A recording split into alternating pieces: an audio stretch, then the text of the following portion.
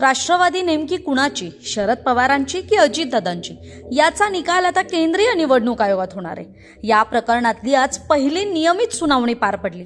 मागील सुनावणीप्रमाणेच आजच्या सुनावणीतही पवारांचा डाव योग्यरित्या पडलेला दिसला आणि अजितदादा गट चितपट झाला, कारण अजित पवार गटाकडून दाखल एका शपथपत्राचा तर पवारांनी निकालच लावला। आता आज पवारांनी निवडणूक आयोगात काय खेळी खेळली ते जाणून घेण्यासाठी व्हिडिओ शेवटपर्यंत नक्की पहा। झालं असं ठरल्याप्रमाणे आज केंद्रीय निवडणूक आयोगात राष्ट्रवादी पक्षाच्या नाव आणि निवडणूक चिन्हावर सुनावणी झाली।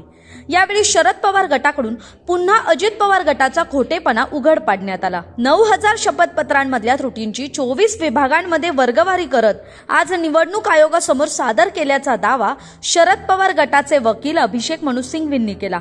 अजित पवार गटानं कायदेशीररित्या मोठा गुन्हा केलाय, त्यामुळे त्यांच्यावर अजामीनपात्र गुन्हा नोंदवण्याची मागणी सुद्धा सिंघवींनी केली आहे।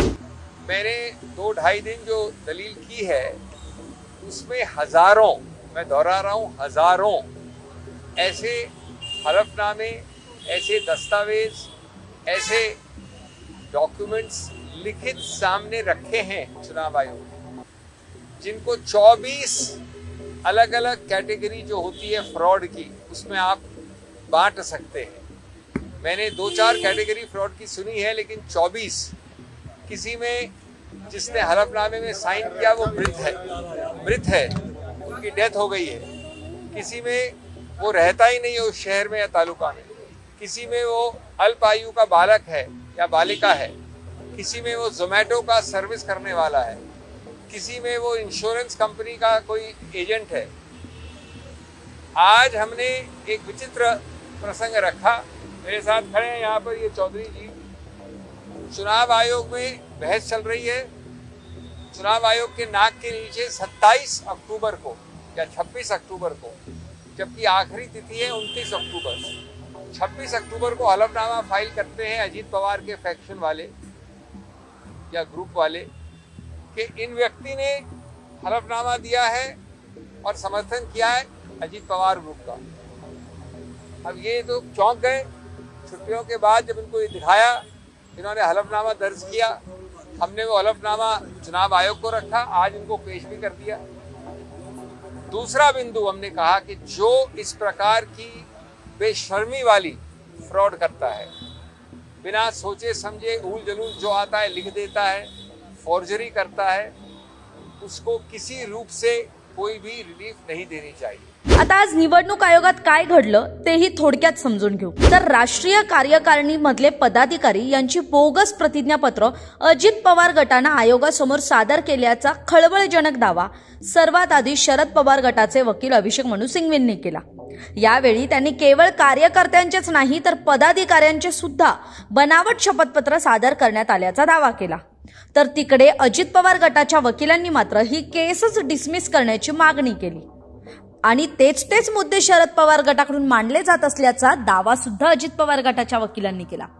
मात्र अभिषेक मनु सिंघवींनी तो दावा खोडत कुंवर प्रताप सिंह चौधरी हे राष्ट्रवादीचे जे राष्ट्रीय सरचिटणीस आहेत आणि जे आज शरद पवारांसोबत केंद्रीय निवडणूक आयोगात सुनावणीसाठी हजरही होते, त्यांचं अजित पवार गटाने बनवलेलं खोटं शपथपत्र शरद पवार गटाच्या वकिलांनी निवडणूक आयोगासमोर सादर केलं। कुंवर प्रताप सिंह चौधरी यांची खोटी सही आणि शपथपत्र अजित पवार गटानं दिल्याचा दावा सुद्धा सिंघवींनी केला।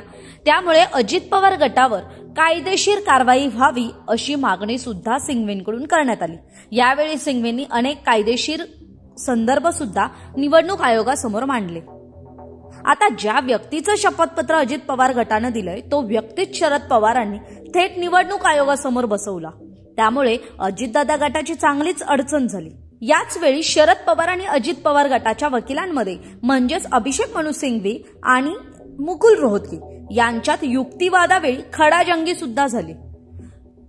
शरद पवार गटाकडून वेळकाढूपणा चालू आहे, त्यामुळे ते खोटी प्रतिज्ञापत्राव्यतिरिक्त कुठल्याच मुद्द्यावर बोलत नसल्याचा आरोप अजित पवार गटाच्या वकिलांनी म्हणजेच मुकुल रोहतगींनी केला।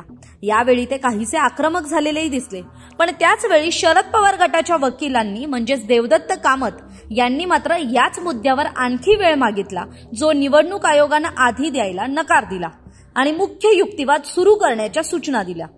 पण त्यानंतर अभिषेक मनु सिंघवींनी मात्र याच शपथपत्रांच्या मुद्द्यावर जवळपास 1 तास पुन्हा युक्तिवाद केला आणि त्यावेळी त्यांनी अजित पवार गटाच्या बनावट आणि खोट्या शपथपत्र दाखल करण्यावरच आपला फोकस ठेवला।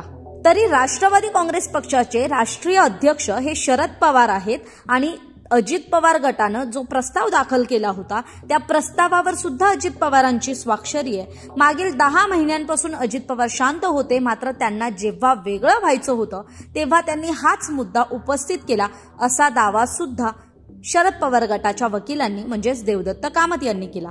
तर अजित पवार गटाच्या वतीनं केंद्रीय निवडणूक आयोगाला संभ्रमात ठेवण्याचा प्रयत्न होतोय।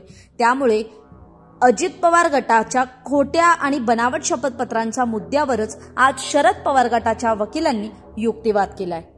तरी आता या प्रकरणातली पुढची सुनावणी ही शुक्रवारी दुपारी 4:30 वाजता होणार आहे। त्यामुळे शरद पवार विरुद्ध अजित पवार या काका पुतण्याच्या संघर्षात केंद्रीय निवडणूक आयोगासमोर सुरू असलेल्या सुनावणीत आणखी काय काय घडामोडी घडतात हे पाहण्यासाठी सकाळचं YouTube चॅनल सबस्क्राईब करायला विसरू नका।